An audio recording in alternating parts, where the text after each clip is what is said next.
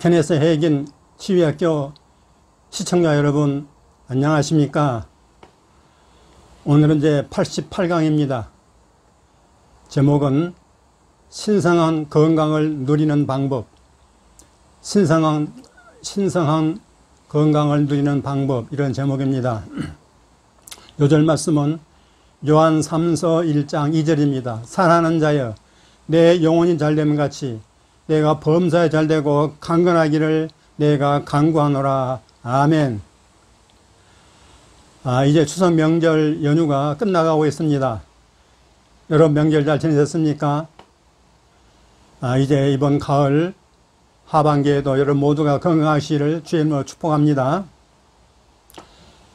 여러분 아시는 대로 지난 주간에 우리 여의도 순복음교회 조영계 목사님께서 하나님의 품에 안기셨습니다. 나이는 86세라고 합니다. 이번 60년 이상 주님의 복음을 전하시고 본향으로 가셨습니다. 조 목사님은 한국 교회사에서 가장 영향력이 있는 지도자라고 평가하고 싶습니다. 그분이 전한 복음은 일반 교회들의 복음보다 한 차원 높은 복음이었다고 저는 생각합니다. 그래서 처음에는 많은 오해도 받았지만 지금은 그분이 전한 복음이 한국교회 거의 모든 교회에 스며들어 있는 것 같습니다. 참으로 감사한 일입니다. 오늘은 제가 신성한 건강이라는 주제로 말씀을 드리고자 합니다. 이 신성한 건강이라는 용어는 성경에 나오지 않습니다. 그래서 그런지 한국 교회에서는 거의 사용하지 않는 것 같아요. 저는 외국 자료를 많이 보기 때문에 신성한 건강이라는 말을 자주 사용합니다. 영어로는 divine health라고 하는데 이걸 번역하면은 신적인 건강, 신성한 건강, 신적인 건강 이렇게 번역할 수 있을 것입니다. 여러분은 신성한 건강 또는 신적인 건강이라는 말을 들으면 어떤 생각이 드십니까? 또 그것을 무슨 뜻으로 이해하십니까?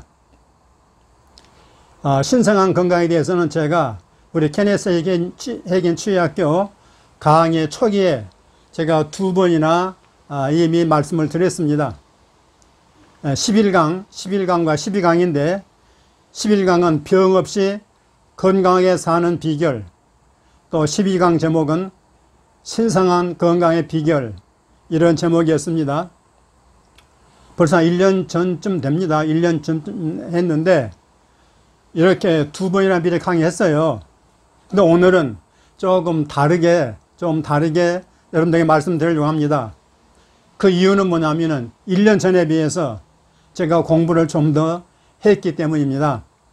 그 말은 제 강의가 계속 발전하고 있다는 뜻입니다.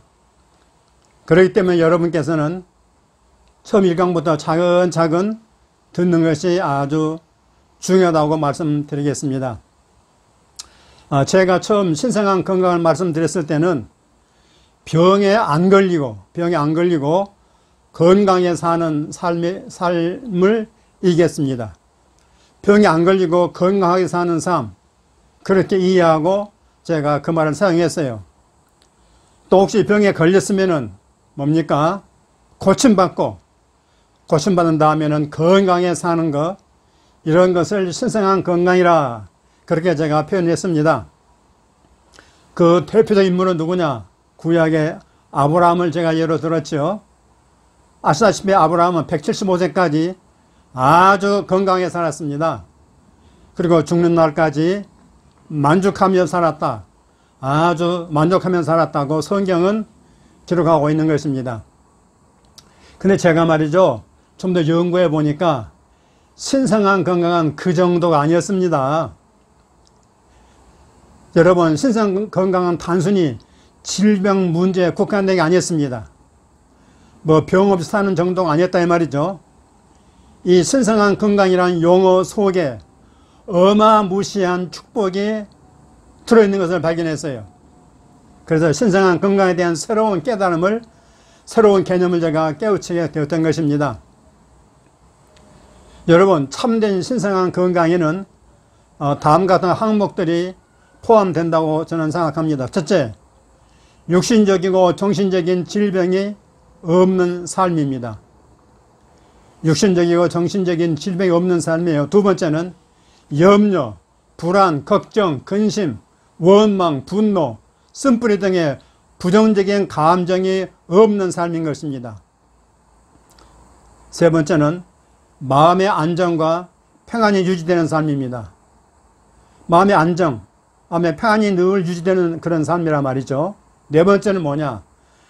삶의 모든 영역, 다시 말하면은 재정 문제, 인간관계 문제, 결혼 문제, 사회생활, 인간의 삶의 모든 영역에서의 성공적인 삶도 포함된다고 저는 그렇게 생각합니다. 그러면은 무슨 근거로 그렇게 말할 수 있는 것인가? 여러분, 성경을 잡으시면은 에덴 동산에서 하나님의 형상으로 창조된 인간은 질병도 없고 아무런 부족함도 없고 모든 영역에서 완전했습니다. 맞습니까? 완전했어요. 그러나 죄로 말미암아 아담 안에서 영육 간의 모든 축복을 잃어버렸던 것입니다. 여러분, 로마서에 잘 나와 있죠? 그런데 하나님께서 메시아를 보내셔서 그리스도 안에서 모든 것을 회복해 주셨습니다. 몇 가지를요? 모든 것을 회복해 주셨습니다. 이것을 가리켜서 복음이라고 저는 말씀을 드리겠습니다. 여러분 아시겠지만 히브리어와 헬라어상으로, 원어상으로 구원, salvation, 구원이라는 단어는 어떤 뜻이 들어있다고 얘기합니까?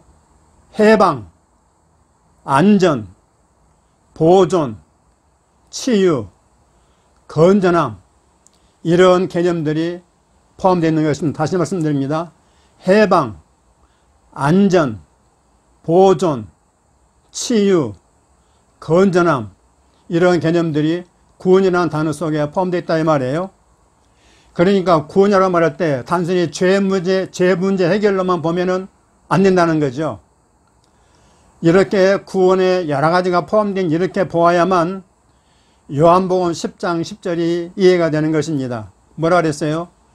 내가 온 것은 양으로 생명을 얻게 하고 더 풍성히 얻게 하려 함이라 말씀했습니다.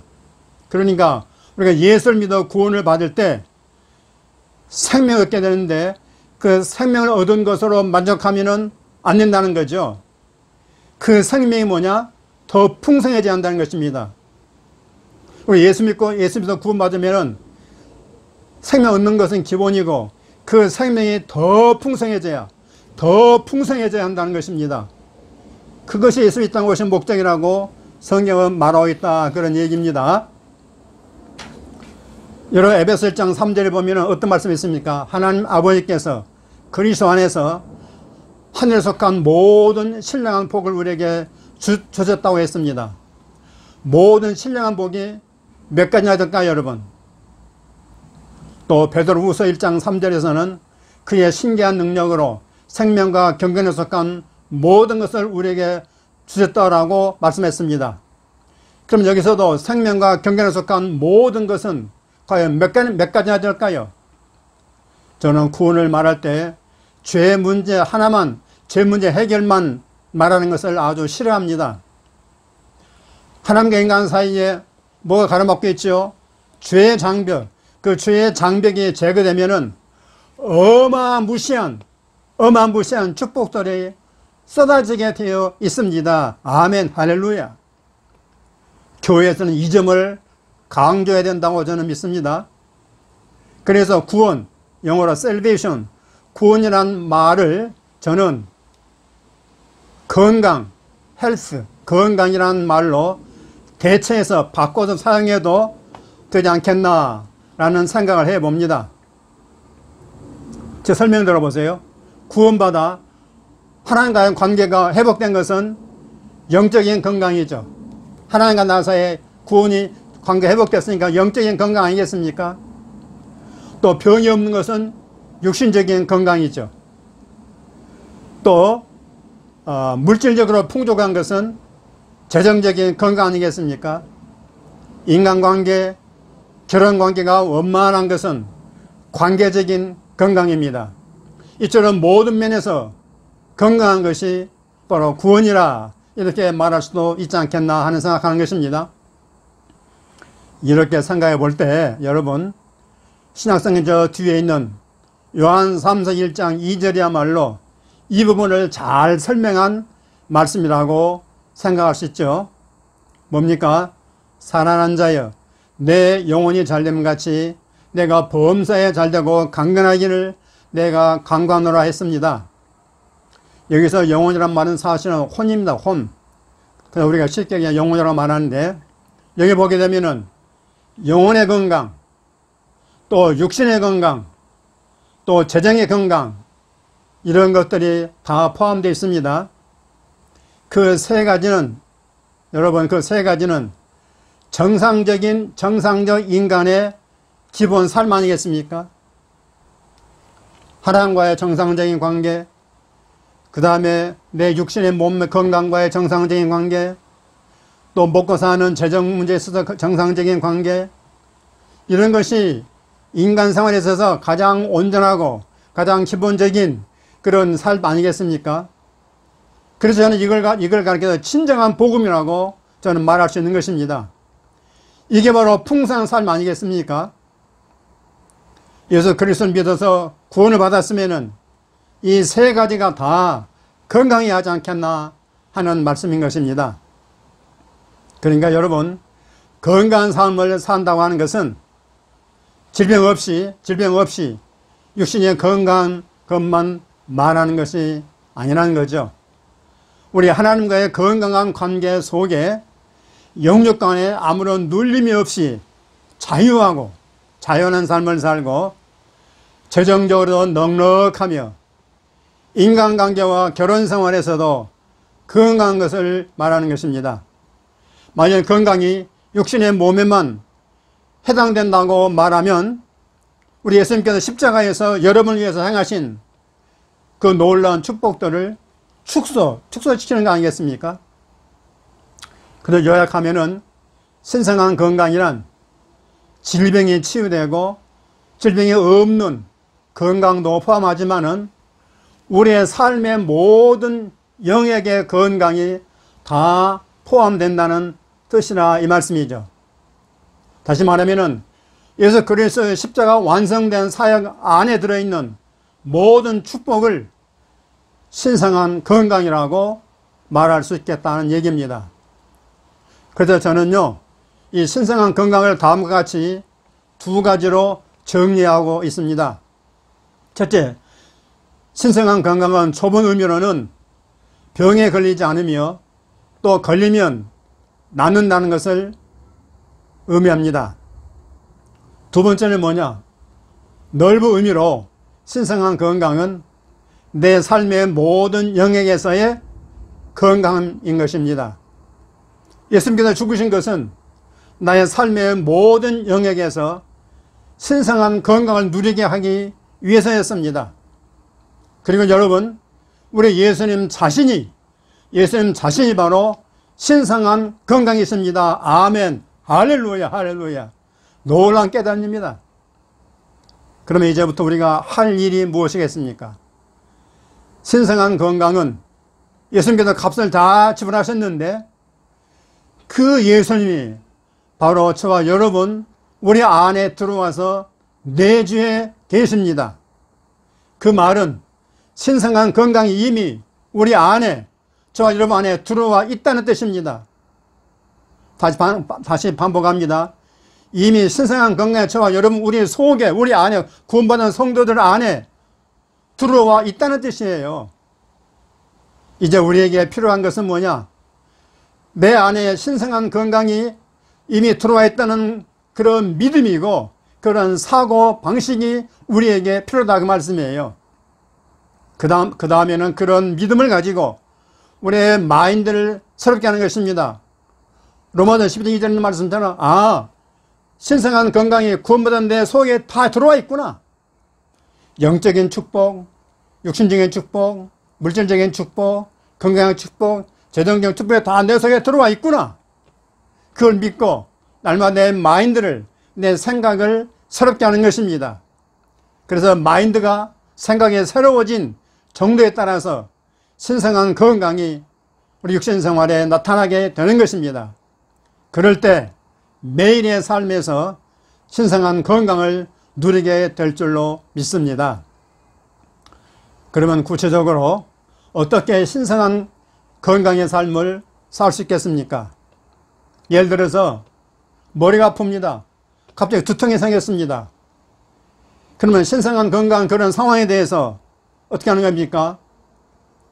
내가 지금 머리가 아프고 두통이 아프면은 그 상황에 대해서 하나님의 치유의 말씀을 말하고 선포하는 것입니다. 그리고 예수님의 권세로 그 증상이 떠나도록 명령하는 것입니다. 또한 이런 두통을 가져다 준 배후 세력인 마귀, 사탄 마귀를 예수님의 권세로 물리치고 대적하는 것입니다. 하나님의 말씀을 선포하고 예수님의 권세로 추방에 쫓아내버리고 그 배후 세력인 사탄 마귀의 권세를 꺾어버리는 것입니다.